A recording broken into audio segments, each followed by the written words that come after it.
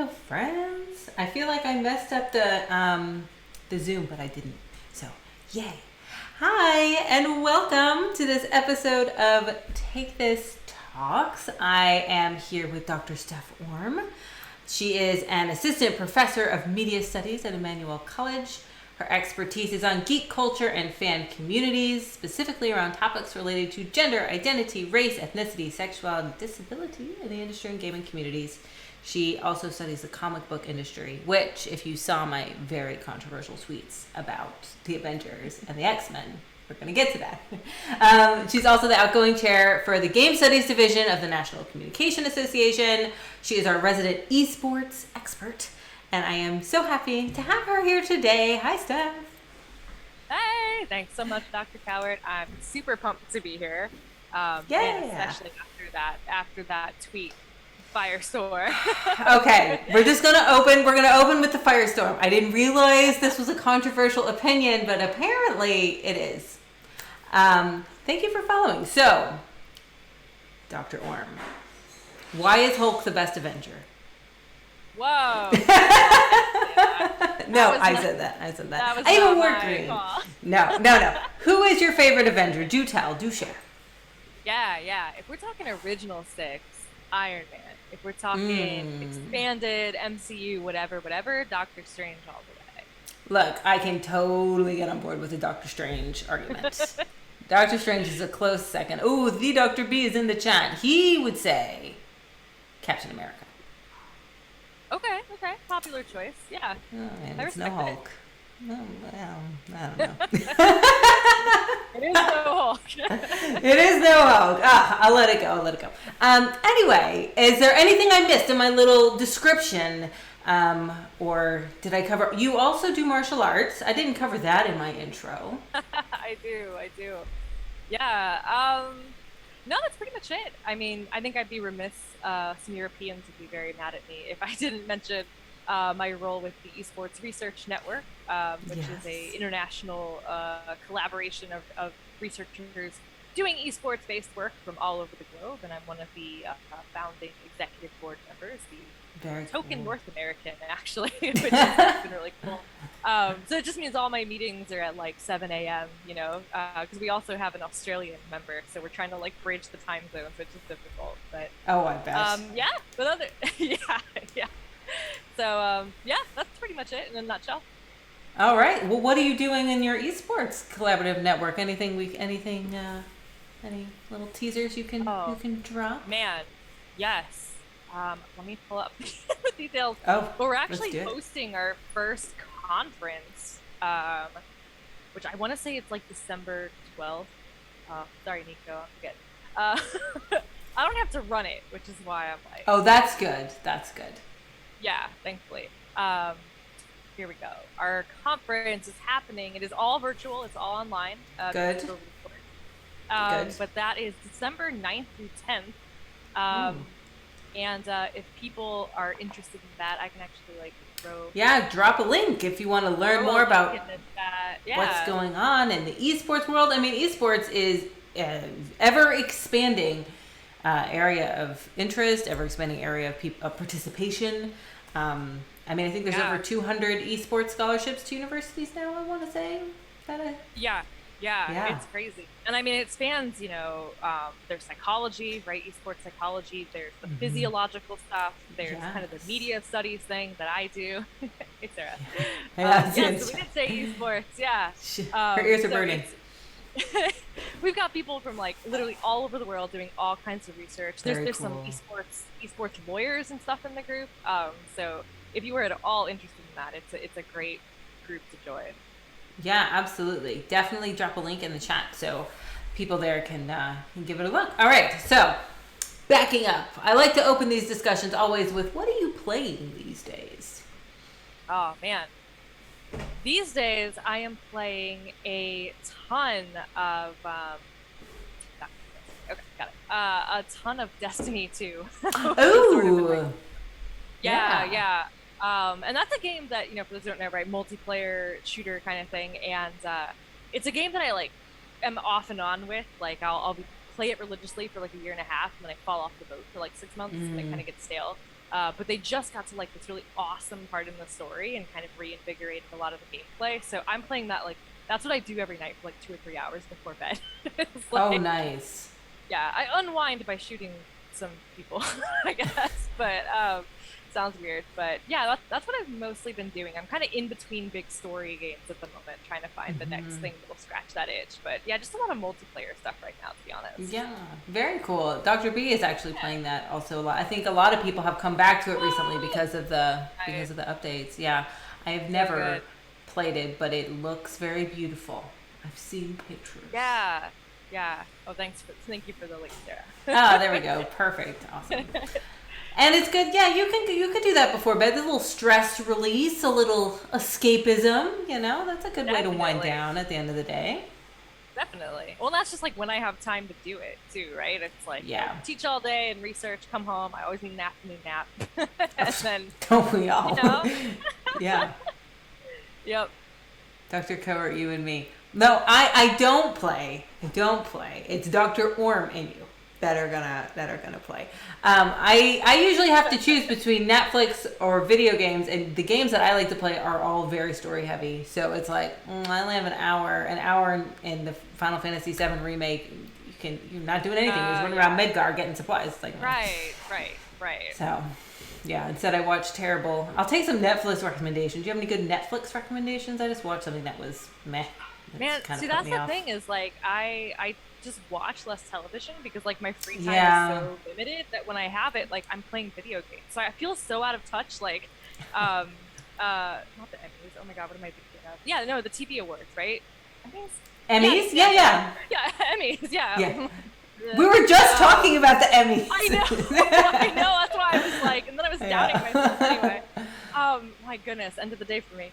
But yeah, like the Emmys were happening, and I'm like, what are these shows? I don't know what any. And I like realized I like haven't watched TV in like a year. I just squeeze video games into that free time. So, Wow. So sadly, probably nothing that you haven't already seen. Okay. I have seen the shows that were awarded at the Emmys, because only like 4 shows won this year. It was like the same 4 shows were winning all the awards. Which, I do like The Crown, so they can have it. The Crown is the one of all of them that I've watched, and it's great. But. It's good. But that's how I feel with like the music awards. I literally don't even recognize their names anymore, and I'm like, oh, I'm out of touch. Yeah. I feel the same way. Yeah. Okay, good. It's not just me. We'll just watch the video game awards, and we'll just that one I can get totally in the know. Yeah, exactly. So, Dr. Orme, you started your career in journalism, which I only just learned a little while ago. But beyond that, comic books and fandom. So, do tell, what got you into that? Yeah, it's sort of in the same vein as how I eventually got into video games research. But I went to grad school, studying communication. I was doing my master's degree. And at the time I was like, I don't know, maybe like social movements and like why those are working. I was really interested in rhetoric and like persuasive communication. And like, that was cool. But then, so I'll actually start with like how I got into video game research. Related, but it was my last semester actually of a 3-semester master's program. And I took a cultural studies and media studies class. First one I'd ever taken. I'd always been like comm studies, rhetoric. It's a little bit different. And on the very first night, she introduced herself. Her name is Nina Huntsman. And she was like, yep, I research video games. All right, chapter 1. And I was like, what? Excuse me? This like cool ass woman too, who's like, in her 40s or whatever. And I was like, what? And so that like was a game changer, right? No pun intended. I talked to her after class and was like, you said you research video games. Please explain, right? And that was kind of that. Like, I found out that there was a whole field of scholars researching games, and I knew I wanted to go get my PhD, and I was starting to look at programs. And so this whole meeting came at a really pivotal moment in my life, because I'm making this like huge decision of what programs to go into. And I just started absorbing and consuming every game studies book I could get my hands on, and every article I could find, and just like reading up. So it became this thing of like, so I can take something that I'm super passionate about, right? Having played games since I was a small child, and also my love of research and writing, and like make that work together. Like that's amazing, right? So that's how that happened by the time I went on to get my PhD. And then, it was like this thing of like, you don't always just write about one topic, you kind of Right. diversify. And so I consider myself first and foremost a game studies scholar, but also sort of in the wider umbrella of kind of just geek culture studies. So writing about things that aren't just gaming, but other sort of gaming adjacent topics. And comics is one of those things. And much like video games, I've been a comics fan for a long, long time, and so I found that is again another way to fold in two of my loves. And again, I found out that like comic studies is a legitimate thing. Who knew? So yeah, that's kind of how that came about. Just like like many people, I'm sure, can tell you that story of the one person who kind of was a conversation that totally changed the trajectory of their life. Right? Like my life would be so different right now if I hadn't encountered Nina when I did. Wow, that's very powerful. The power of one person, to just change it completely. Do you find there's a lot of similarities between all these kind of different aspects of geek culture, like comics and games and the communities around them? Yeah. Yeah, and I think that's one thing that like made it work so nice as sort of a research area, right? Is that a lot of the problems, as you said, that problems and good things, right? That are endemic to video game culture are also true of comic studies. So, like you mentioned in the intro, a lot of my work is about gender and race and sexuality and those types of things. And many of the same issues relating to those things that unfortunately plague gaming culture are also present in comics culture, right? Yeah. The sexism, that kind of stuff. So, it was sort of just like another medium or another subcultural group, right? To look at a lot of the same issues. And I do often in my work cite, kind of cross-cite things from those two different disciplines, because there is so much overlap, which is really interesting. Yeah, I mean, now I feel like if you could see in my brain, you would see gears turning, because you think with comics, it's like moral panic, right? The comic books were popular first, so everyone was panicked about them, and now everyone's panicked about video games. But, comics have been very progressive in their representations of different gender roles and ethnicity and topics like racism and sexism, way more than video games, but they've been around longer. Yeah. But the same issues are still there, right? Yeah. Like in the cultures, it's not changing. Right. And that's actually a really interesting point, right? Is like thinking about the way that representation in comics is progressing. Yeah. And gaming hasn't. And you're right, like it's been around longer. I think that's some of it. I wonder just how much of it is like easier to break into comics, and that's an assumption. I don't want to say that's I don't know. Right? But I do feel like I think there's a lot more creative freedom that gets given to comics writers and artists, right? Like when they, so Marvel hands over, they're like, okay, you're gonna run the Hulk, right, for a while, or She-Hulk or whatever. Yeah. And you get to like make it your own for a while. That is true. Yes. Yeah, in a way that on a video game you don't necessarily get to do, right? It's like a bigger team, it's a bigger project. But that's really interesting that, I hadn't thought about that.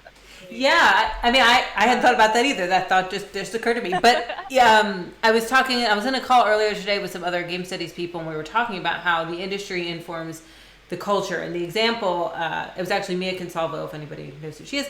Her example was they talk about how there were some achievements in a game at one point that were very sexist, these achievements. And when people would play the game and they would get it and the achievements popped up and it's kind of sexist, and they say, well, how do you expect the cultures to be any different when this is built into the game, when the industry kind of is perpetuating these ideas? And then you think about comics, which again, I always perceived as being far more progressive, but why isn't that like tapping into the cultures as much? Like, where's that connection happening between what you're reading and how you're behaving? Because it is definitely still a boys' club, comics for sure. Even though I feel like they have a lot of strong, powerful women. Right. I mean, I think some of it is like people still trying to resist that, right? Yeah, so like, I guess. It is more, the creators are getting more progressive, but like again, overlap between video games. You see the kind of people who want to keep it the boys' club who are like pushing back against that, right? Who are saying like, hey, don't take this thing from us. Yeah. But so I think there's still some, I think that's probably like what's going on. Yeah. but it's maybe easier for those diverse voices to still kind of shine yeah, right, than it is. Yeah, that's probably a good point. Yeah. What I'm thinking about, there's a lot of like female or like Black owned comic shops have become a thing and are like popping up all over the country, right? And you can like search those out. So I feel like they're taking steps in a way that maybe the games community can't quite do, just because of like they're different structurally, but taking steps again to try to improve the culture, you know, beyond just like sort of the representation. Maybe maybe it'll get there though, because I'm thinking like rise of indies, right? We've seen such an explosion of indies in video games, which is like comic book. There's tons of tiny comic books, right? Yeah. Well, and I think that's kind of cool, because there's another sort of parallel, right? Is like we always talk about indie games as being like the progressive titles. That's true. Right? And we see that kind of catch on, and then, you know, some of the AAAs, right? Like I think about like The Last of Us, you know, has done some things. And they got a lot of pushback, right? Naughty Dog and saying kind of like, well, suck it up, right? This is what it is. And I think, you know, you have to wonder, would that have happened if we hadn't seen such strong, positive, you know, encouragement for that type of diversity from indies? And I wonder if, you know, some of that has already happened in comics, right? We've had these like indie publishers and kind of again, progressive indie comic writers, you know, around again a lot longer, and then I feel like maybe that kind of spilled over into some of the bigger publishers, right? Yeah, for sure. And I mean, comics and all the nerddoms that came before video games obviously inform the people who are working in games today. To some extent. Yeah. So what's the difference between a comic book and a graphic novel? Man, that gets contentious sometimes. Does it? Is that like a hot question that you're not supposed to ask? Well, I don't know. I think there are some comics scholars out there and graphic novel scholars, right, who would probably say like there's a hard and fast difference. Is there? Okay. It's longer. I don't know. Yeah, I don't know. Like I think they're. Yeah, this is kind of an interesting thing. It reminds me of a discussion I was having with my students earlier about like what, you know, who do we call like an author versus like a writer or something like that. But you know, I think a lot of people consider graphic novels as, again, like arts, right? Or you know, sometimes serious subject matter, but that's not always the case. Like you can have, like, you know, manga I think of as a graphic novel, right? It's not always serious, right? So to me it's like format maybe more than topic. Like the graphic novel does tend to be longer. You know, sometimes again multiple volumes of one. I mean, a lot of times people just make the divide. They're like, oh, superhero stuff, you know, and then comics graphic novel or comics, right? Graphic novels or everything else. But I just feel like that division doesn't really. No, it doesn't work at all. Like, you know, does it matter? Like, I don't know. Well, no. I mean, I ask because I mentioned this to Steph off camera. I brought my Umbrella Academy mug today, which is a graphic novel. But I was just curious because, maybe it is about publishing, because like comic books come out like on the regular, like every week or every month, or like it's no, and it is a great question, and it's one that does come up. And I mean, and even one of the leading like graphic novel studies journals out there is like the Journal of Graphic Novels and Comics, I think. And comics. So if I remember, it's been a while. That was like 5 years ago I published there, so I honestly don't remember. But so I mean, I think even there's kind of a separation, and like Dr. Sarah's saying, you know, the Claremont years and what Sarah's saying, right. Yeah, I feel like again, a graphic novel for me is kind of like a catch-all kind of term. But maybe you know what? Maybe it's like the umbrella term. Sorry, I don't know anything about this. Maybe it's the umbrella term in like comics and manga, and like there's things that come out of it. Yeah, I think of it like that. But again, I think you can find exceptions to things that don't really fit in that, right? So I'm sure some angry comic scholar person will come yell at me. The comic book man from The Simpsons is raging somewhere. That's right. I'm sorry. That's right. It was just a thought that I had. Pulling it back, do you have a favorite comic book series? Like a favorite kind of universe? Like it doesn't have to be someone's specific XMen years, but like. No, totally. I was gonna say like the XMen comics have been something I've read since I like got into comics, right, and kept up with for a long time, and so there's, you know, some really great titles in there, some really great runs. I would say like one of my more recent favorites was actually Miss Marvel. If anyone hasn't Oh. read, yeah, they are so fun. I love how they portray Kamala's like culture, and that's a huge part of her character, but it's also not like the thing that defines her. Mm. Um, I mean, it was like a huge win for like diversity and representation and kind of stuff, which I'm obviously all about. So that's been one of my like recent favorites. Mm. And then lately I've been going back, and I'm a huge Star Wars fan, and I've been collecting back issues of some of my favorite characters in Star Wars comics. So I've got a sort of pile on my bed is ones that I need to sort. But, yeah, so that's kind of what I'm into these days. But I mean, all kinds of stuff. But definitely, I'd say Marvel is sort of where I'm more Wow. my wheelhouse. Yeah, Marvel is superior to the other I think so. guys. Yeah.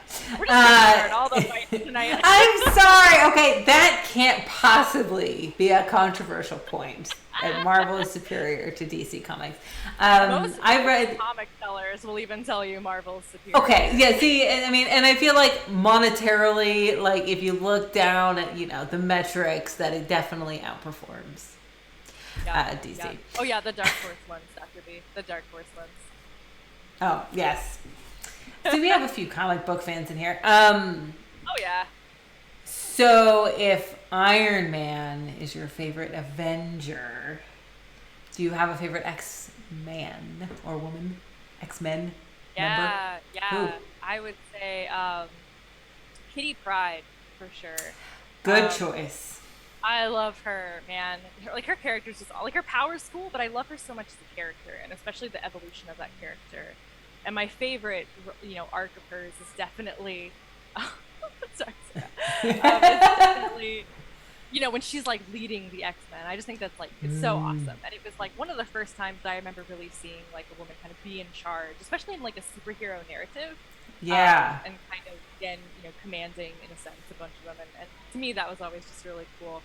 Yeah, Iron Man's my favorite of the original six, Sarah. Doctor Strange is definitely like. Again, if we're talking MCU stuff. But yeah. Yeah. This points also to how representation is so powerful, because when people ask me about my favorite video games, and I always say Final Fantasy VI, it's because for me it's the same about women being in leading roles for the first time, where they're just like strong and powerful on their own, leading a group of people, like it's no big deal, like it's just another day at the office. Yeah. Yeah. So yeah, it sounds like Kitty Pryde is the same for you, had the same experience. Yeah. What about in the movies? Kitty Pryde is in the movies, but I mean, she doesn't have that big of a role. Yeah. I mean, Nightcrawler has always been one of my favorites, and he's again a minor in the movies. But he's so good in the movies. But he's so cool. Oh, he's so good in the movies, yeah. So cool. I mean, I gotta say, I don't think Wolverine was ever one of my favorites in the comics. I enjoy him in the films. This is like one of the big characters, obviously. Yeah. And I think Hugh Jackman, at least in my opinion, did like a really good job of kind of bringing that character to life. So just, I don't know, off the top of my head, I'd probably have to say that's probably... Yeah. Yeah. Wolverine, he's so good as Wolverine. And also, I loved Nightcrawler. And I was so mad that he was only in the one movie. Yeah. Very briefly. Because he's definitely a fan favorite, so... He is. And I'm even thinking, like, the opening scene of that movie where he's, like disappearing. It's like, it's so good. And it's like, how could you only give him one movie? Yeah, and Alan Cummings. I did hear a story about Alan. I think there was a controversy. Don't quote me on that. I feel like I went down a Wikipedia rabbit hole one night at like 2 a.m. and it was something like they tried to get him back, but like schedule conflicts and then, you can't recast Alan Cummings. Sure. Yeah. Right. I mean, and I liked, Fraser Crane. What's his name? Kelsey Grammer as the Beast, but he also wasn't. Yeah. He was only in that one movie, right? Was he? I thought he was in a couple. Was he? Well, he wasn't in there enough. Yeah.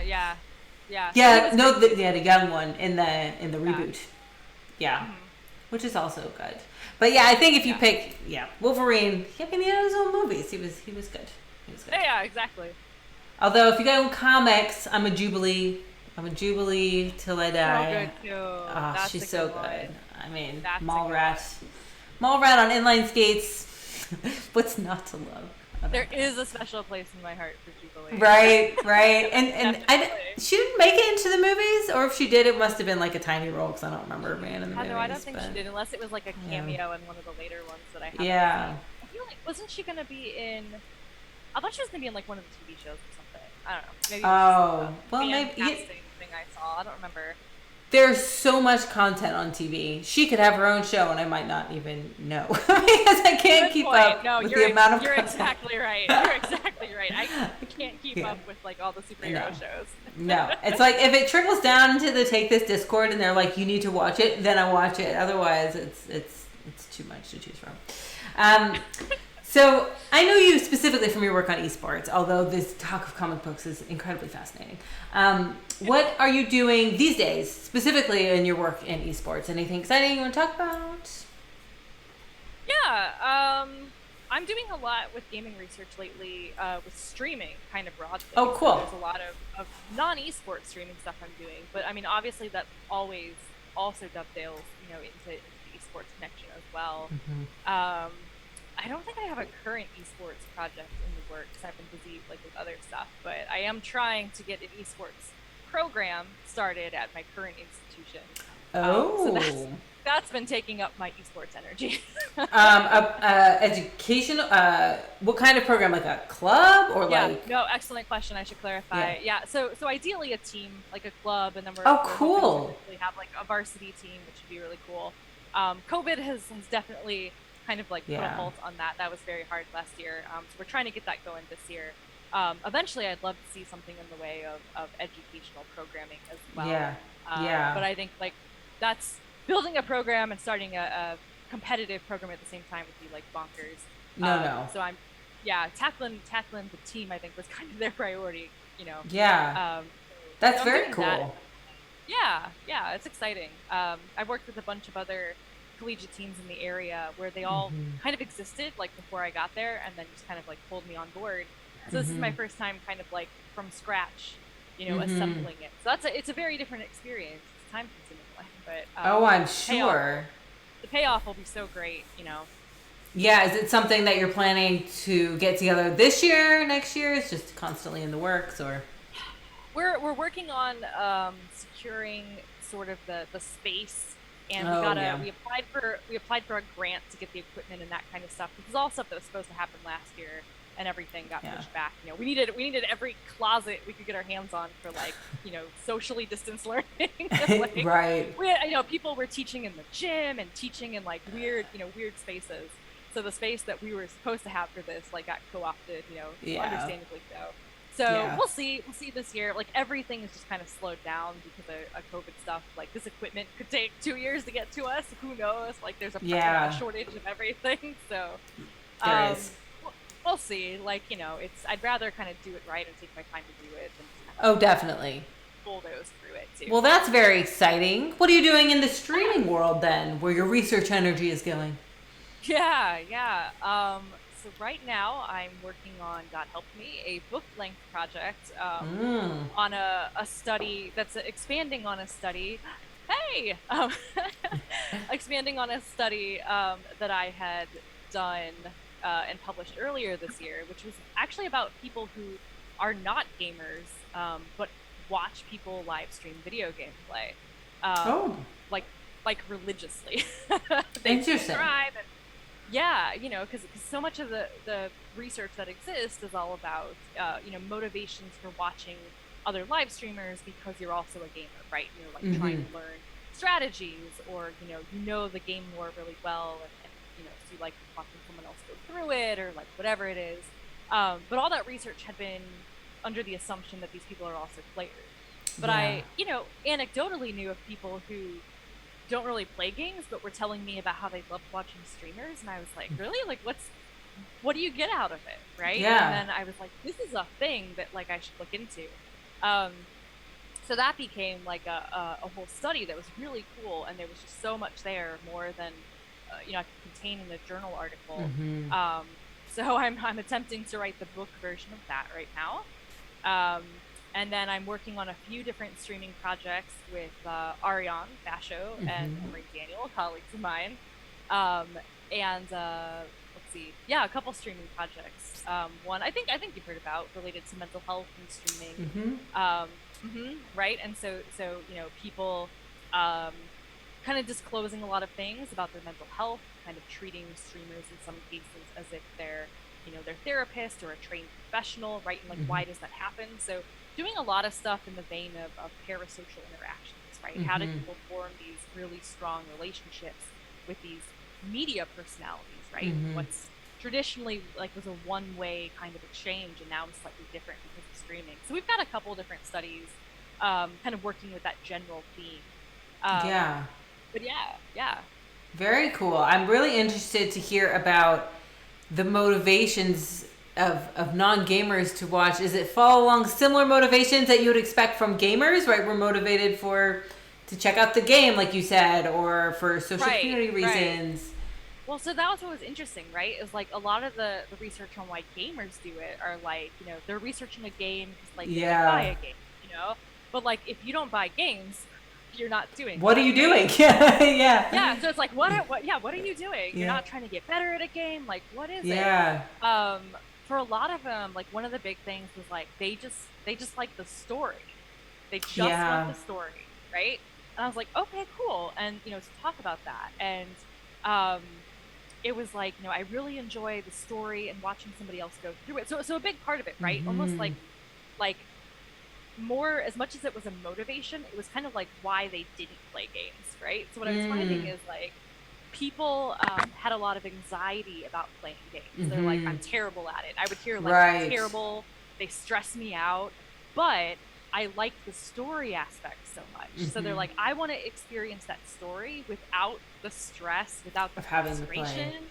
Exactly. Like without the need for these mechanical skills that I don't have. And so this way I still get to have that part of it. And I was like, that's really interesting. That's cool. Yeah. And I was like, but if you just want a good story, like, why don't you watch a movie, right? Why don't you watch a TV show? Like, why streaming? And even that was interesting because like a lot of them said that there was something about like watching somebody, the thrill of watching somebody kind of craft the story, like as they were going, like, that it was different. It wasn't like, you sit down and watch a TV show and like it's fixed, right? Like, right. You see whatever was recorded, but there was like an enjoyment they derived from sort of seeing the streamer having like agency over the story and like where it would, the same things I think you and I get when we play a story-based game ourselves, but they're experiencing that like vicariously, which was like really interesting. So stuff like that, was like, I don't know, it was just different. It reminds me a lot of my mom will not play video games ever, and I think she has the same thing. She just assumes that she'll be bad at it. But she really enjoyed Bandersnatch on Netflix, which is the Black Mirror Choose Your Own Adventure kind of interactive. And I feel like it's similar, but not quite, because you don't have the element of the person, you don't have the element of the live streaming and social community. But it's like the halfway point, because she was super like, let's do it again, let's find the other endings and see what happens. So it reminds me of that. Because it was kind of like point and click and not skills based, right? Like, right. You don't have and I think to run around. That becomes a huge barrier to people. Like there are games like I don't like zombie games. I just don't. Like zombies is kind of like and not, like I like shooting games, right? But I don't like zombie horror stuff. So The Last of Us, I've never played, but I've watched it because I was like, this is, as someone who's so interested in gaming culture and stuff, like this is such a the zombie stuff. It's such I mean, it's like so well done. Like that story's amazing. It's beautiful. I'm sure it's fun. I just don't do zombies, Sarah. Yeah. And I was like, this is something I want to experience that story, right? And without the stress and anxiety that comes with it. So like even as a gamer, I think a lot of us might do that with certain games. Absolutely. Yeah. I mean, I watched. Go ahead. Oh no, go ahead. Oh, I was gonna say, like a lot of my students too. Like something else is, they're gamers, but they didn't bring their console to campus, or like don't have time. Right. So, right. Like, but they want to keep up. They hear about this really cool game, and so they just go watch somebody play it. Right. Yeah, like Daisy, which is it's not zombie, it's like apocalypse, but it's, Yeah. limited supplies, it's all PvP, not my jam, but it is fun to watch other people. And it's fun to watch like the really pro-social, like some people really role play and they're just like super pro-social, they don't kill anybody and they're just like helping people, and that's really fun to watch. Yeah. Or like Fortnite. I always bring up Fortnite because Fortnite requires so much mental attention that I do not have.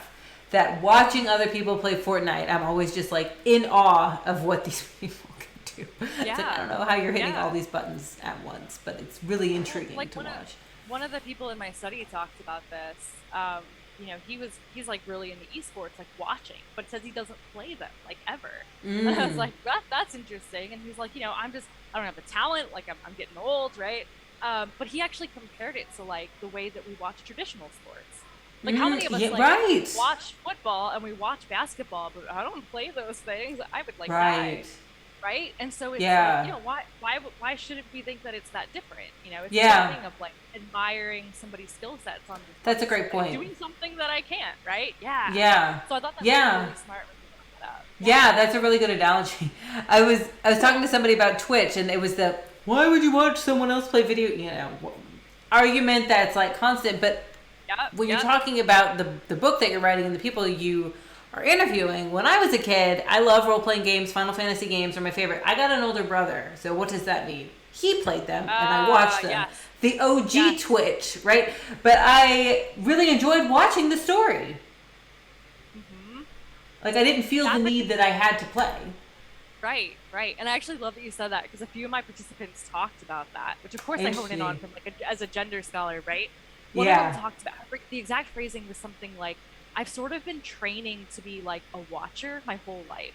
Right? Oh, wow. So I called them just watchers in my paper, and I will in the book, because it also reminded me of like when you're hanging out in a group and like you would take turns and be like, okay, it's yours, and someone's like, no, I'm just watching, right? Yeah. Where I come up with that, and like why do people, a lot of times again it's fear or worry that they're going to be bad at it. And, those might be the people again who still like the story, so that, like they think it's cool, but they don't want to participate themselves, right? And so like all these people who couldn't play or didn't have access. Like I talked to people who their friend had a game system, but like their family couldn't afford one. There's all these like really cool social and cultural dimensions to it. Yeah. And I think sometimes when we're studying anything media, we kind of look at that media consumption in a vacuum, and we're not looking at like all the other factors that affect motivation, right? Yeah. And so that's kind of what the book that sounds really cool. Yeah. When another controversial point, I'm full of controversy tonight. When Ocarina of Time came out, I didn't have an N64. But my friends did, and I would go to their house every single day after school and watch them. Where are you? What temple are you in? Nice. What did you do? So just watching. Or if Dr. B's in the room and you're playing Mario Party, you want to say, no, I'm just watching. Because you don't want to. I was saying that if you're in the room playing Mario Party, we just want to be watchers. We don't want to engage. And he says that. Are you doing? He has got. Well, if there's ever another PAX, we'll see. We'll see if you've gotten better. Have you been doing any industry-based stuff lately? Yeah. So in the past, I've done a lot of stuff with like labor in the industry. Now, kind of again, this is actually dovetails with the streaming stuff I'm doing. But I'm actually working on a project with my husband, who is an econ professor. So that's been fun, because it's like, academic couple. Yeah, that is cool. Collaborating on a paper. Yeah. And so everyone's like, good luck. It's actually been great.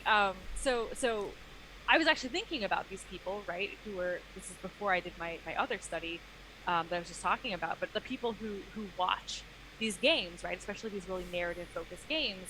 And there was sort of like a discourse happening, and like, games journalists were talking to game developers, like, are you afraid that this is going to hurt your sales, right? Right. So like, and even you, I think, said something like this earlier, if I can just watch the game, like, I don't need to play it.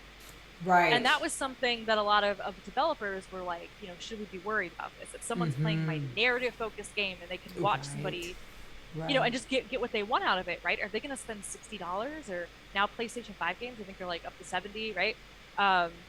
Or whatever, you don't need to anymore. And it was like, well, is that true, right? Or some people would say, well, if anything, actually, Twitch is like free advertising for games, so maybe there's a trade-off. So we are attempting to try to answer that question. That's awesome.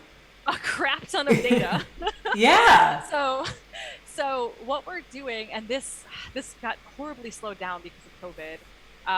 But long story short, we are taking sales data from the top 100 best-selling video games of all time, and comparing that with Twitch streaming data. So things like views, number of videos, like most subscribed to channels, and basically looking to see if the games themselves that are like wickedly popular on Twitter are seeing increases or decreases in those sales over time. Interesting. I can't explain the fancy economic model behind it. That's where my husband comes in. That's his job. But we are literally looking at millions of data points. It's like every video for a game that's existed. So that's been the slow part, is trying to scrape all this data or collect this data using a program we had to pay somebody to design, and it's taking like months to collect that. But we've done some preliminary analysis on some basic data we had like a year ago, just to kind of see if this would work. And it's interesting. It's not that we're seeing, this overwhelming kind of like lean either way. Certainly nothing to suggest that it's killing game sales.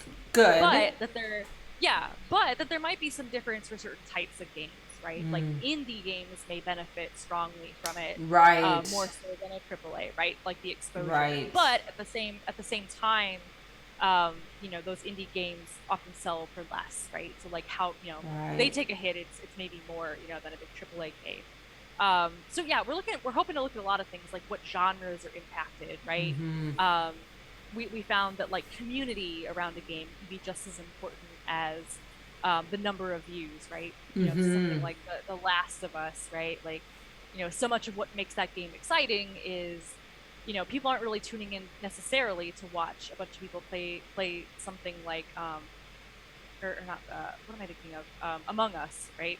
And like it's okay, but there's not a whole lot of like. You're tuning in for the people if you're watching. Yeah, exactly. You're tuning in for the people, right? So you'll probably still go like play the game. So anyway, there's a lot of stuff going on in there, but that's sort of our big industry sort of project. That's so cool. Yeah, no, it's really exciting. And we've had some interest. We've kind of shared some of our preliminary stuff with a few of the local developers in our area, and they've been super excited about it. So that's kind of cool, because I don't feel like we often get to build those connections with people in industry, which is something I've been lucky to do, kind of living where I do. There's a tight indie game community here. So yeah, it'd be really cool to like kind of give them something that's useful to them. Yeah, I mean, that's why I really love my work at Take This, because it allows me to do research and work that has a practical implication for the industry. And there's been a lot of conversation about exactly what you're talking about. So to see it actually done in an economic, mathematical, complicated model that I don't understand is very exciting. There was a question a while back, I want to get to it, about streamer burnout, which I don't think is probably not covered in your book, because you're not really talking about streamers, but it might be something that you know about from your other work. Yeah. No, the burnout thing is totally real. It's not the focus of my book. My focus of the book is definitely more on the audience members themselves. The watchers. The watchers. But no, certainly. And there's a lot of great research out there already on the idea of burnout, and so much of it is about sort of, not just like the time that streamers put in, especially these full-time streamers. I don't know how they do it. I cannot. Doing like 2 hours of like a Zoom class talking to black screens is like bad enough, right? For a spring, but a lot of the emotional labor that kind of goes into being a streamer, right? And this is something we kind of touch on in our in one of our parasocial interaction papers that I'm working on with Ariane and Emery, is talking about, the emotional burdens of streaming. Like, I mean, about this, like getting up and always being kind of on for like the full duration of something, and being perky and encouraging and like Mm-hmm. just today I was watching someone who was talking about a year ago when like the game that he plays every day is actually Destiny 2. He was like talking about a couple years ago when like it was just bad. Like it was just Mm, terrible. And he's like, every day I would log on and like I looked happy, y'all, but I was miserable, you right. know? And he was talking about even like his mental health was in a bad place back then, you know? Um, and so stuff like that is getting a lot of attention from scholars right now, which I think is really awesome. Yeah. So that yeah, I'm not doing it, but there is a lot of research out on that kind of Yeah. stuff for sure. Yeah. It's definitely a thing. You know, it's hard to differentiate between work and play when you're a full time streamer. Yeah. That's another element. And then going Yes. back to Yes. gender, like women disproportionately have the burden of the emotional labor when it comes to streaming, and there's a lot of There's so things much to talk there. about there. But yes, Google Scholar. I feel like most certainly there are things published Oh yeah. about that. Yeah. Yeah. Yeah. Speaking of publishing, you are a well published, employed academic, which I think is where the bar is for academics. These You're days. employed, yes. Yeah. Thank God. Would you say to anybody watching who is interested in, and if you're their Nina, they're inspired now to go study games and go to grad school, is it more what you know, or is it more who you know to get to the point in which you are today, you think? Right. Right.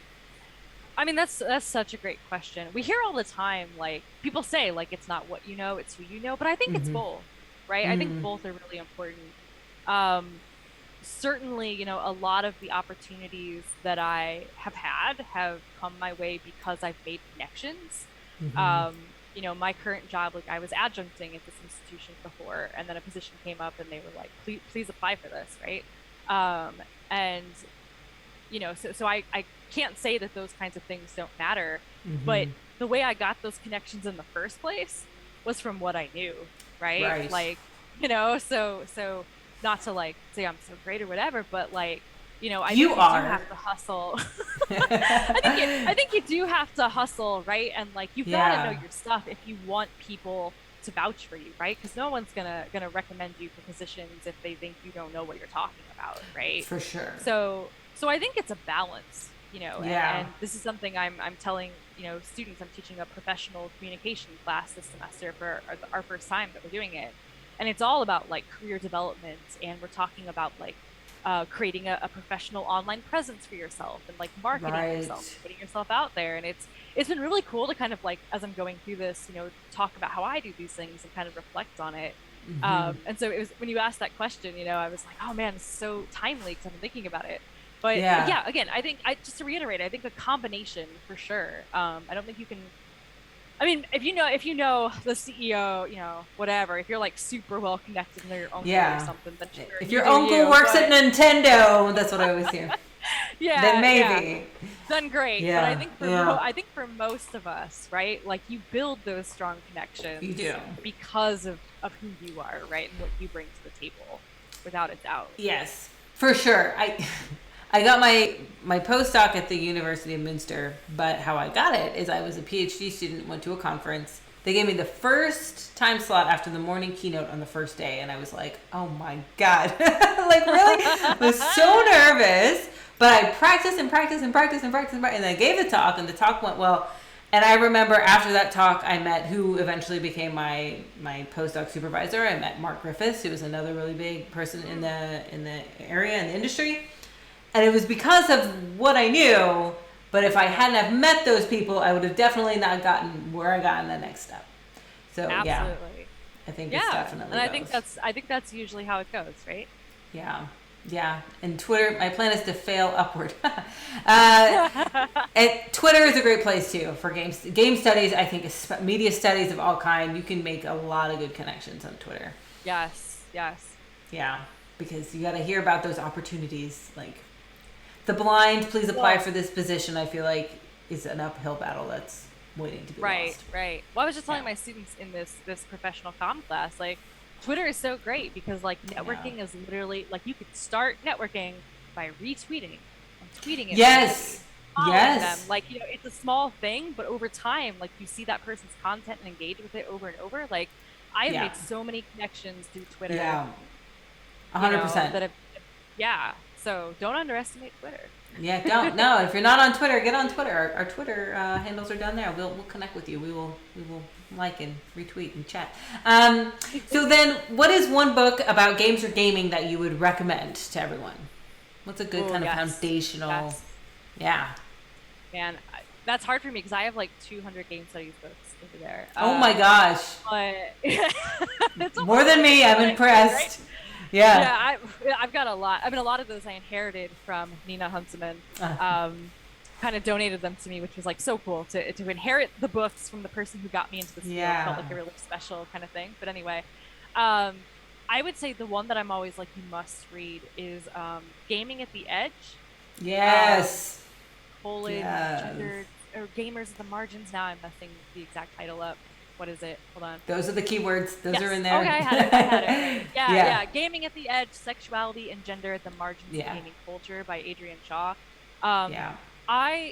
This book again came at such a great moment in my career. It was as I was like getting ready to do the dissertation kind of phase. Oh, it's so good. Yeah.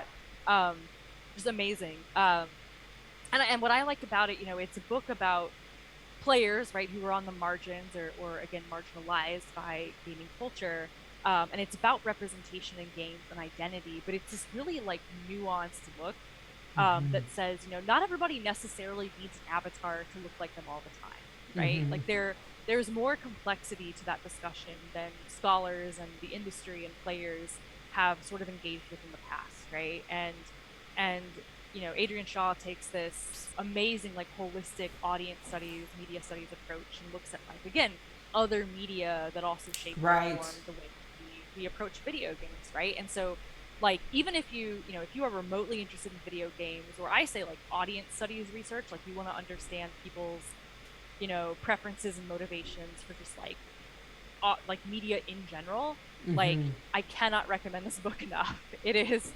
I like embarrassed myself when she came to give a talk at Penn State, like to tour her book. I was just like over the moon excited. All her work is fantastic, but that book is like one that I always throw out to people. So good. It is a good book. It is a great book. You should definitely check it out. Okay, so what then would we summarize this discussion before we get to my favorite part, which is the random set of questions, which I don't have with me. I'll have to pick in a minute. Okay. What is one thing you love most about what you do, and the thing you like least about what you do? Yeah. I love getting to work with something that is a passion of mine, right? Like being video games and comic books and media, because it doesn't always feel like work. It's work, and it feels like it sometimes, but it also is like, I'm invested in this stuff so personally. Yeah. I want to ideally help improve gaming culture and comics culture and geek culture. So it's like good motivation for getting you to sit down and actually write something, which I still struggle with most days. So that's really cool. And I would say too, like, because I also teach about these things, the connections I make with students over it. Like, I always say I'm really spoiled teaching media studies. Like, again, my husband teaches economics, and it's like, right? And he's very good at what he does, so he kind of wins them over. But like, I feel like with media studies, my work's cut out for me because students are like, oh, we're going to talk about TikTok and like stuff we do every day, and I love that. Like, it's so cool. The hardest thing, I guess, is,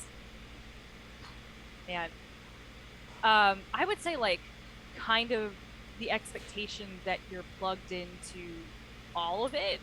Like, so we were kind of talking earlier about, like, I don't watch much television as a media studies professor because like, I've got like 2 hours of free time at the end of the day, and I'm choosing to do that spending video games because I like activities that are like very active. I don't like just like kind of sitting and watching stuff for a long period of time.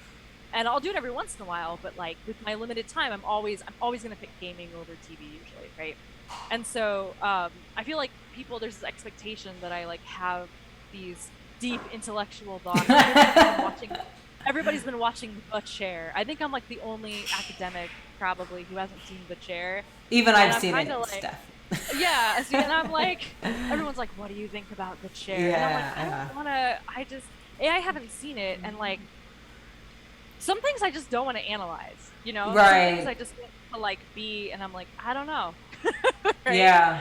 So I think there's kind of that. There's like this expectation of pressure that like you've got a New York Times op-ed piece waiting in your brain for like everything about you everything. watch. And sometimes it's just not that. Like most of the time when I'm playing video games, it's not scholarship. Yeah. I'm just playing Destiny. Yeah. Yeah. There's nothing academic about it. That's a great point that I never thought of, because everyone is like, oh, what do you think of Ready Player One? I have never seen it. Okay. What do you think of, right? And it's like, it's an assumption that like, clearly you've seen it and clearly you have opinions, and it's just like, yeah, I mean, I know what it is. I've read the Wikipedia page. Okay. But I haven't. Right. Yeah. And then it's like, so even that, like, I have to like go read what other people are saying about the shows. Like, yeah. There's only so many hours in the day. Okay. Yeah. There's only so many hours in the day. And we got Destiny to play, and I got children to feed, so there's not that much time. Although I did watch The Chair, it was pretty good. Although I've heard it's pretty good. Let's be honest, though, her office is unrealistic. She has the most beautiful office, and I was like, what building is she in? That's not the head of department's office. I've heard this. Yeah, their office is a closet. She's in an English department, too, which is technically what I'm in at the moment, and trust me, our digs do not look like that. No, the head of department does not have space for a leather couch and like stained glass windows. They have maybe a window, it probably doesn't open, and there's no couch in there. It's a good show, though. All right, hold on. I gotta get my 10 of random questions, which I am not prepared. 1 second. It is my. Yes, Sarah. I heard you were also a fan of Gaming at the Edge. I was about it. One of my favorites. So good. It is a good one. Sarah also has quite a good game studies library. I will say. Okay.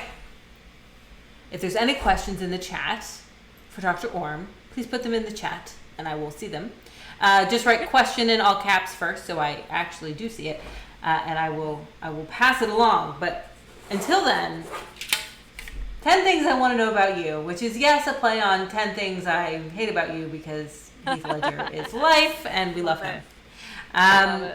So there were 100 questions in there, but as they get pulled, they disappear. So you will see what you get. These are questions that no one has gotten yet this year. They're all going to be fresh for you. And if there's anything you don't want to answer, just say, I don't want to answer it, and I'll pull another one, and I will not be offended. Got it. But it's things like, favorite ice cream flavor. It's nothing too deep. Okay. First we get, where's Sarah? Sarah's in the chat. Sarah's going to like this question. Yeah, she's back, yeah. Okay, good, because we've talked about this at length, and are you ready, Sarah? Are you ready for this? Dr. Orme. Do you like browsing aisles of office supplies? Ooh, I do. Right? It's so enjoyable. Yes. I'm always like, I'm kind of sad when I do it because I want like everything. Yes. Like for like the Container Store and that. Like I wish I had an endless budget. I'd have like the cutest office in the world, but I'm like, it's like $14 for a pen cup or something. I know. I want like all the rainbow pens. Yes. Kindred spirits. Yes. Sarah's also a lover of office supplies. I think we're all attracted to each other, and we're drawn to each other because of our love of the office supplies. That rainbow makes everything. sense. Yeah, I'm all about that. I love that your answer was yes. I clearly wrote these questions. Okay, so I'll be honest. I wrote these questions a couple years ago, and they've been sitting in this tin because this is a little old, but you'll have an answer. What is your favorite Game of Thrones house? House Lannister. Not because they're good people. Not because they're good people. But I found, in the books at least, right, those characters are so interesting. Like, Cersei's not a good person, right? But I find her character so compelling. And Jaime Lannister is just like flat out one of my favorite characters. I know it's not a popular answer. But I don't know. I find them intriguing, right? Like good characters doesn't have to mean they're good people, guys. No, no, definitely not. And Tyrion. Yeah, and Tyrion's rad, Yeah. right? Yeah. But like, and I won't spoil anything like in the books or whatever if they ever get finished. But like, I will say like Jamie is a better character in those books Than so in the weird, also show. Slytherin. Yeah, than in the show, right? So like, I'm definitely, you know, when it comes to books, like yes, I do like the Lannisters. But look, you know. I love like, Sarah's comment. A Lannister, Iron Man, and don't tell me you're also a Slytherin. What is your Hogwarts house now? We have to know. Ravenclaw for sure. Oh, good choice. I like those nerd kids. They're my type. Yeah. You know, it's so funny. So my 6-year-old is super into Harry Potter. She's read all the books twice. She's seen all the movies. She's obsessed. So she did the little test on Pottermore or whatever, and it put her in Ravenclaw, and she was super excited. So I do the little test, and I got Hufflepuff, because, of course. And she tells me, thanks, I'm proud Hufflepuff. She tells me, she's like, did you know, like, to get into the Hogwarts house, you know, Ravenclaws have to answer a riddle, like a really complicated riddle to the password, and Hufflepuff's like hum a tune. I was like, wow, okay. I'm not sure what you're getting at, child, but I feel offended. That is so funny. Yeah. Oh Ravenclaws is a good house. Yeah, I like that one. Yes. My daughter, no, and she keeps telling, my son is 4, he doesn't know anything about Harry Potter, but she keeps telling him he's a Slytherin, and I'm like, you can't say that just to be mean. Like, I feel like you're saying that just to be mean. She's cold. I know. Okay, next question actually kind of goes along with the question in the chat. So, I will ask you this question, and then I will ask you the question in the chat, because they actually go together. This one is, do you have a favorite board game? I'm gonna go with a gut reaction. I don't know if it's like of all time, but it's Root. Have you played Root? I have not. Oh god, it's so cute. Do tell. Tell me about this game. Oh my god, it's like an amazingly like kind of wholesome. It's sort of like the game. Okay, I'm gonna say wholesome and then say like it's like Risk, you know. Colonialist, you know. Wholesome. Yeah, so wholesome. So yeah, it's like a wholesome Risk where you're like these woodland creatures. Oh. The art, I don't have it like sitting conveniently next to me. I've like pulled it up. It's adorable. Like, so in chat, it's like Roots. And there's all these different like factions. So there's like a cat faction, and there's like a faction of birds, and like you're all these like different woodland species that all like have different game engines, basically, you know, an engine building game for like how you conquer territories, and it's just like the cutest designed little game.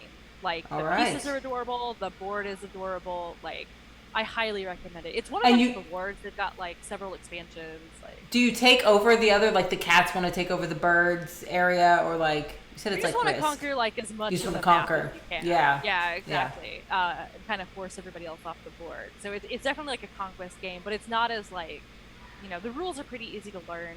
Right. But it's, you know, it's so cute. We play with a bunch of our friends, and they've like always requested to bring it over. Like, it's adorable.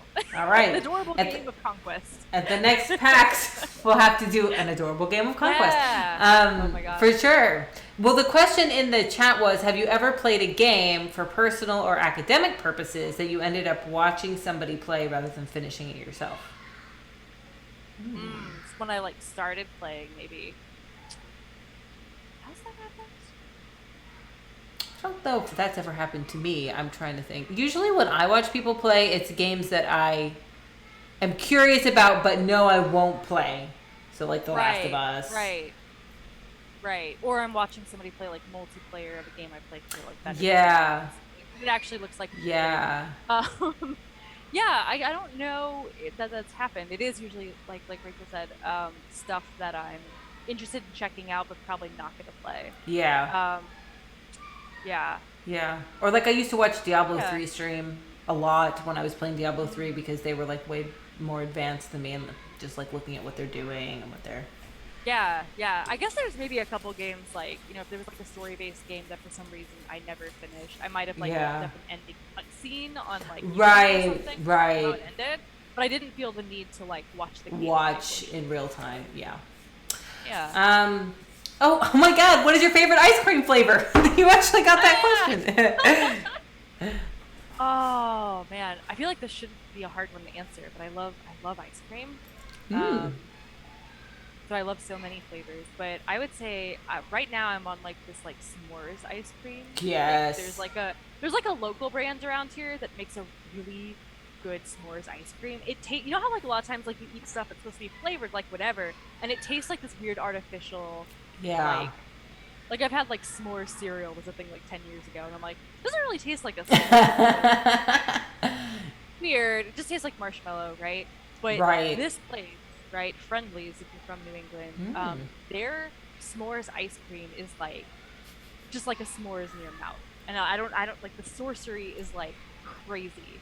I don't know how they did it, and I'm a little mad because I just want to eat like 10 tubs of it Oh, every week. yum. It's so good. I do love s'mores flavored things.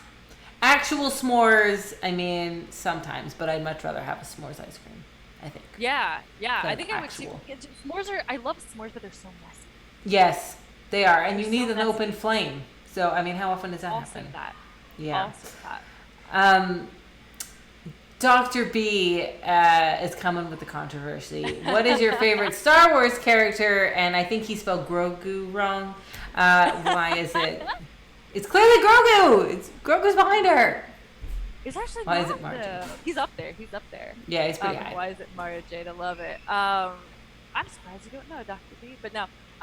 So this is kind of funny because earlier you mentioned like villains being interesting. Who are we talking about? The Lannisters and stuff. Yeah. Right?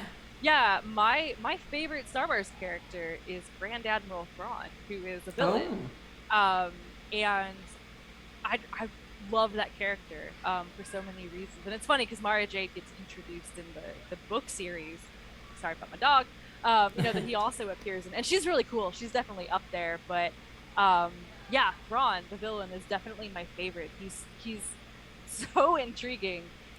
He's just I like villains that are intellectual and about strategy and outwitting people rather than like brute force and strength and that kind of stuff. I could do a whole podcast on like why he's rad, but he's actually my favorite. And my tattoo that I posted that I know you saw on Twitter is a reference to Thrawn actually. So it's the Ravenclaw in you. You like the strategy and the intellectual. Yeah, I guess. Yeah. Do you have a guilty pleasure game or TV show or movie? Oh, many, yeah. My husband and I recently started watching old seasons of The Bachelor. Neither of us. That's a guilty pleasure.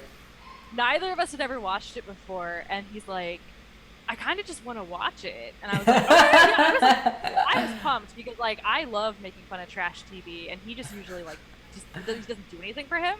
Right. But I think like during quarantine, when I don't know if you saw Love Is Blind. No, but I know the premise. Yeah. Yeah. So like that kind of got us really interested in like trash romance reality shows or whatever in general. But so we've been having a lot of fun. Like, and again, as like we've been married for a long time, and like we like talking about it and like talking about the psychology of the people like on this show. Yeah. Being in the headspace of like, so you're dating like 18 people. And, yeah. Like it's just wild. It is. So I'd say that's kind of our guilty pleasure thing at the moment. That's I've got a lot. I probably. Yeah. Well, who was it? Eve, our executive director, said she had a guilty pleasure. What'd she say? She said it was Outlander, and we're all like, oh, no, Outlander is perfectly acceptable. That's not. Yeah, that's not a guilty. Bachelor is definitely a guilty pleasure. Yeah, I used to watch Big Brother back then. It's guilty pleasure. Oh yeah. Yeah. British Big Brother even, which is even more. Oh yeah.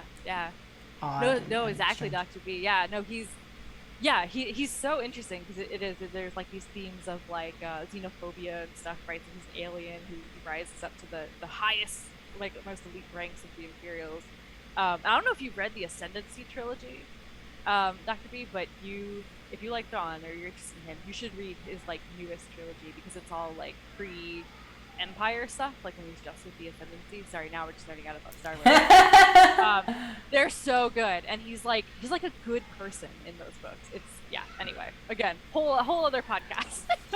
We'll have to do a separate Star Wars episode. The Sims 4, constant starting and restarting. I do love The Sims. I love The Sims. Oh yeah. The Oh Sims are yeah. great. This is also a topical question. Number 5. Do you like musicals? I do. I do like musicals. Do you like Hamilton? Yes. Yes. Good girl. Good answer. Definitely love Hamilton. Yeah. I wish I could afford to go to more live theater than I do. It's one of those things like I love going, but they're so expensive. Yeah. Have you seen any yeah, live? In theory, musicals? I've seen live theater. Oh, I saw the Lion King musical. Oh yeah. Yeah, that was pretty cool. That was really cool actually. And I've seen a couple other like plays and stuff, but I think that's the only musical I ever saw. And here in Boston, it's extra expensive, so I haven't gone in a long time. Yeah. Yeah, and they haven't been going for the last year, right? Well, yeah. Yeah, I wouldn't say I'm like I'm not a fan of musicals. I mean, I enjoy them. I love Hamilton. I am very, very, very obsessed with Hamilton. And they're coming to my town in January, and I have tickets. I just hope that it actually happens. Oh, nice. Yeah, it's funny, like walking around Boston listening to that soundtrack, just like it's different. Oh, I bet. It's very cool. Yeah, Mm-hmm. I love it. But that's one I have not seen in person. I was, saw it on Disney Plus, like many poor people. Like yes. We had the best seats in the house there on the Disney Plus version. Right. I could pause and go to the bathroom. It was great. I know. I did watch it over 2 nights. Let's be honest. It's long. Yeah, it's great. Question number 6. Is there one video game character you relate to and why?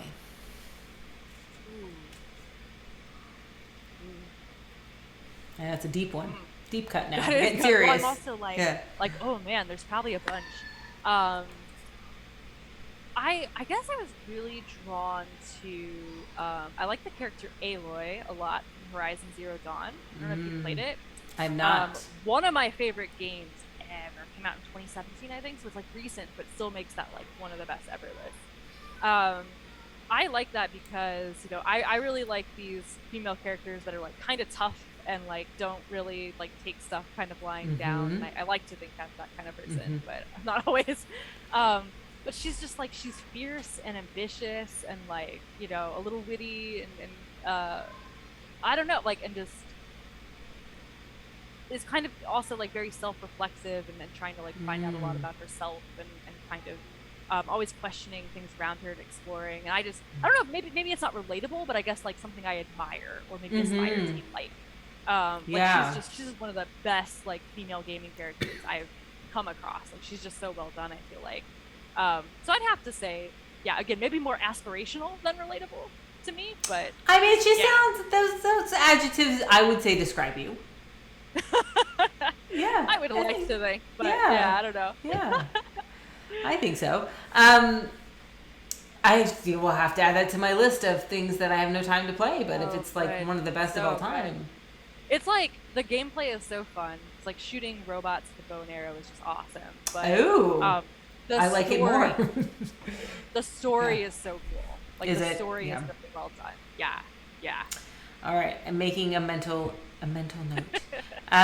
From the chat, is there a game that changed your life or a game that you would recommend people to try once? We're back on YouTube now. Yeah, I mean, it's hard to say, like, because games have been a part of my life for most of it that I can remember. Yeah. So it's, like, interesting to think about one that really changed my life. I would say one of the games that was, like, really defining for me, though, was probably Shadow of the Colossus, which is... Oh, great game. Yeah. I think because, and I think a lot of people had this reaction at the time, right, is that it sort of redefined, for a lot of people and for me, what a video game, like, could be, right? So it was like, here is, like, this is artistic and gorgeous and like, has a depth to it that I hadn't really, at least in my experience, come across before. And so that, to me, was, like, sort of this altering moment as a gamer to be like, whoa. Yeah, right? yeah. Like, this isn't just like platforming and like, it's fun and challenging, but like there's meaningfulness to this, right, on a whole new level. And so if you haven't played it, I highly recommend it. They remastered it for yeah, a few years ago. So And when you're answering that question, I'm thinking about how what a hard question it is to say, like, is there one game that you would recommend everybody play? Because it's like my mind's like Final Fantasy VI, Prince of Persia, The Sims. Like, there's so many that stick out to me immediately as like they were so important and they were so pivotal. Assassin's Creed, the first Assassin's Creed was amazing. Yeah, So, there's a lot of these like milestone games, right? Like Zelda. Yeah. Games, like, I feel like Right. I would say Horizon Zero Dawn. Play it. It's so good. Zelda 2. Don't discount that side scroller. Okay, it was good. Yeah. It's good. Yeah. Yeah, it's true though. So many good ones. Yeah, it's hard. We've been playing games our whole lives to pick one. You know, like my 6-year-old's playing games now, and it's like, what am I going to expose her to? And she's played Punch Out. Okay, she's played Maniac Mansion. It's like we gotta start at the beginning because there's just so many. Yeah, for sure. Everyone's there's all got those to things Punch too Out. that like are harder to access now, like games we grew up with. Yeah. Right. Unless they remaster them or something, it's like I want you to play this game. It was like a huge part of my childhood. Maybe Yeah. You know. You haven't lived till you have the frustration of being the younger child in a spy versus spy match, okay? I don't think I ever won. Breath of the Wild. Yeah. Oh, speaking of Mario Party, you know, I feel like the tin gods are looking down on us. True or false question. Does Mario Party ruin relationships? She said, looking at Dr. B. Not really. We have a fine relationship, but... That's so funny. Yeah, I think it can. My brother I think it can too. Would get so mad. So like, I mostly played Mario Party. The N64 version was like still one of my favorites. So like, remember the N64 controller had that, you know, the joystick in the middle, right? Yep. And a lot of the mini games were like, it needed you to like press your palm into this thing and like spin it, you know. And I was so good at that. That's like, I'm not great at a lot of video games, but for some reason, like those things. That was it. Yeah. I would just annihilate everybody. And my brother, who's 4 years younger than me, was like a sore loser. It is pro strats, absolutely. he would get so mad, and just like rage quit all the time, right? So like, I mean, maybe of course our relationship was already ruined because he's my little brother. Right. Like, yeah, I could see that. I could see it getting intense for people. B says he apologized to Emery. I played Mario Party with Emery. Okay, after the Dr. B incident, there was a separate incident with Emery, and he was like, "Let's play Mario Party," and I was like, "I don't think we should do that." And he was like, "No, we should," and he was like annihilating me the whole time, and then we get to the end and the arbitrary star distribution happened, and I ended up winning, and that was the end of it. Okay, that star thing though is like, I know, get that out of here. I know, I agree. I know, it's like you had the best partners. Yeah, it's trash. Yeah, you were the worst player the whole game. So here's 3 stars. Yeah, I know. What? I know. That game. That's why it ruins relationships. Again, my children were playing, and my 6-year-old loves it. Of course she does. And my son had the only star, and she had the thing where it's like, you steal a star from someone, but he had the only star. So inevitably, oh my God, he was on the floor. He was screaming. She stole my star. I was like, she had no choice. Stop playing this game. I remember playing with friends. We would like form truces, like, guys, we don't take each other's stars. You know, come like on, a gentleman. That's gendered term, but like a gentleman's agreement. You know, you take it from the computer player. Yeah, that's right. But the game don't play. At the end, it's just going to give you arbitrary stars anyway, so it doesn't even matter. Right. Stupid. Right. Yep, where everything's made up. That's right. That's exactly. Okay, question number 7. Are you a morning person or a night owl? I'm a bit of both lately, which is probably why I need naps at 1 p.m. every day. Oh, yeah, maybe. You did say you need naps every day. I teach like morning classes, you know, lately is kind of my thing. And I really like that because like I get up and I'm tired, but like I get my coffee, go in, I teach a class, and then I come in and I'm like hyped up from like class discussion, and then I get some good work done like the early afternoon, and then I go home, kind of crash for a few hours, And then it's like, again, I mentioned, I play Destiny for 2 or 3 hours before bed every night. So usually I'm in bed at like 11. I guess for most people, I'm old, right? But like for most people, that's not really night owling it. But I'm getting That's up not, every day. Yeah. So like, that so counts. I think so, like, yeah, when my husband's out of town, I'll stay up like past midnight, be real wild, playing video games. But I'm trying to like be respectful of his sleep schedule too, So That's yeah, awesome. a bit of both. I don't know. Yeah, I mean, that more of a night owl than me. I'm definitely not up at 11. Definitely not. Yeah. You're burning the candle at both ends, you wild child. You're living on the edge. While I still can. What? Right. Get it while you can. Question number 9: Mario or Luigi? Ooh. Luigi. I'm shocked because you're the older sibling. Oh, okay. And it's okay. You can. Hey, I'm Team Luigi. No, I stick with Luigi. Why? I don't know how to evaluate this. I don't know, man. He just always seemed cooler. I don't know what it is. That's why I was just thinking about. I was like, why have I always liked him? He just always seems he's better. obviously cooler. Yes. Yeah. He's taller. I mean, first of all, he's taller. He's wearing I guess green. It's like I never really like loved Mario as a character. Less of a showboat, totally. Yeah. Yeah, and so I was like, he's fine. So when they introduced like someone new, it's not really anything interesting. I don't know. I don't have a rational decision for this. It's okay. It doesn't need to be rational. Yeah. Yeah. I mean, he is better though. That's the right answer. So, yes. Yeah. For sure. Oh man, what do you think about the off topic? The casting of the Mario movie, that is causing, you talk about controversy. What is even happening? I don't know what's even happening. It's wild, right? I am upset that John Leguizamo does not have a part in that movie. And my husband was like, I think they want to forget that movie exists. The OG live action terrible Mario movie of our childhood. Right. The best one. I mean, obviously. And it's so rude that they didn't even offer him. He's still around and working. He was in The Mandalorian. Come on, he's working. Right. Yeah, Chris Pratt. I don't get Chris Pratt as Mario. Either. I don't see it. Okay.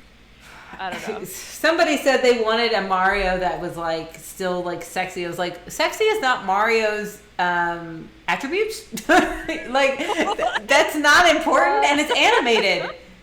We all know what Mario looks like. I don't know. This is the worst time. Is he gonna wear the overalls? So many questions. It is There's a lot of questions and not a lot of answers, so I'm not feeling so good. But we'll see. But I feel like I have to, before it comes out, we'll rewatch the OG just to like refresh our memories about how good that was. It's amazing. Yeah. Or like maybe cleanse ourselves after, like a before and an after. Yeah. We should. Oh goodness. Okay. So last question: have you ever been fired from a job? No, I haven't been fired. That does not. But it was Ravenclaw. Yeah, I haven't been fired. I will say, like, it was kind of funny. I was just talking about this yesterday with some of my Penn State fellow alumni from my cohort, PhD cohort. When we all left, we had to like give back our student IDs, which I've never been asked to do anywhere before. Yeah, like weird, right? And it was like this whole process. You must bring them in, and we were like, weird. Okay. Okay. So we handed them over, and I ended up like teaching an online class for Penn State like after I graduated.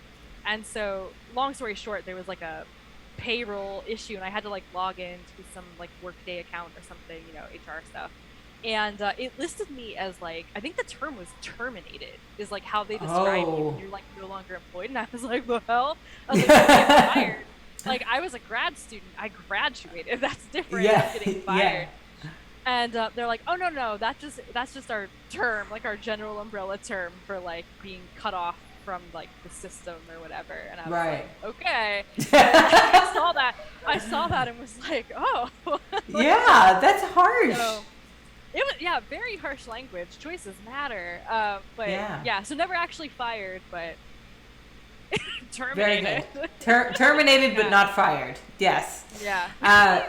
I've also never been fired. However, I did have a waitressing job where it was a bad day at work. Okay, and I had a big table, and they were complaining because you know how people are at restaurants, and they were complaining so much that I was like, okay, I'm just gonna get you another waitress. I think they even like asked for another waitress. Then at the end of my shift, my manager sat me down and he was like, it's okay, like what happened at that table, you're not fired, but if you want to leave, you can. And I was like, what does that mean? What? I was like, well, then I guess I'll leave. I don't know what to say to that. So I feel like that. Day or like permanently? No, like permanently. I was terminated, I think. Oh my goodness. But isn't that so weird? If you want to leave, you can. Who's gonna stay if you say that? No, I'm okay. I guess I'll go. I would not even know, I know. what to say. To I that. know. But you know, it's a waitressing job. It's $3 an hour. I survived. I found another one. Yeah.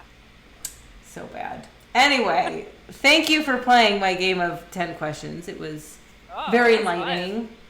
We know that you have the best taste in Mario Brothers, among other things, and ice cream. It's funny, I was just talking about marshmallows and ice cream. I was just talking about s'mores ice cream, actually.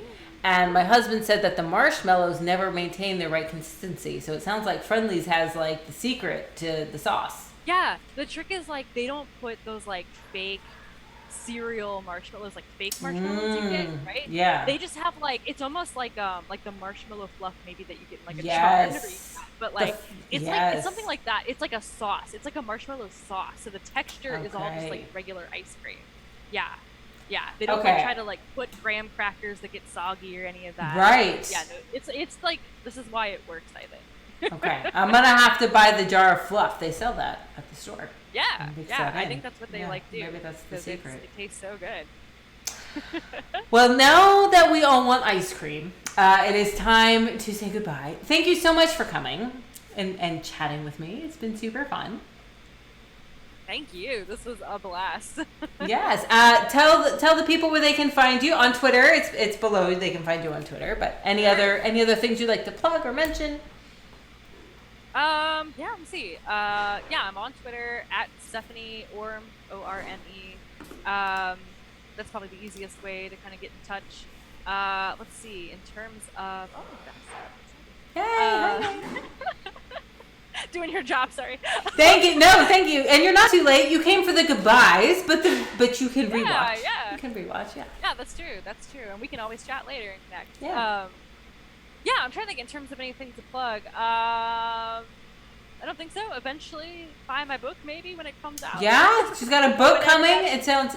Are you gonna call it the Watch? There's something on the tip of my tongue about the Watchers, and I feel like it's a video game reference or something. Yeah, it's like. a book reference. Is that what it Yeah, is? It's like it's just in my head. It's like the Watchers, the Watchers. Is it called the Watchers? Your book? It should be now. No. I think it's still gonna have something about like just watching or something in the title. Oh, yeah. Yeah. I gotta figure that Who out. watches the Watcher? Yeah, what is that? Yeah. A Watchman, I guess. Is it from Watchmen? Yeah. Okay, that's I think what's in my head. There's a lot of watching happening. yeah. Thank Yeah. you. Yes, that's what it is. Yeah, the whole time that's- you've been that's saying how it, it I'm is. like, what is it? Yeah. Yeah. Buy her book. I'm also a Star Trek fan. I think you're a Star Trek fan too, if I recall correctly. I enjoy Star Trek. Yeah. Yes. We're so silly. Okay. Well, it's late and we need ice cream. So thank you all for coming, and follow Dr. Orme on Twitter and buy her book when it comes out. One day. In the future. Someday. Someday. Awesome. Yeah. Thank you All right. so much. Thanks, guys. Of course. Thank you for coming. Bye, everybody. I will end the stream, maybe. Technical difficulties.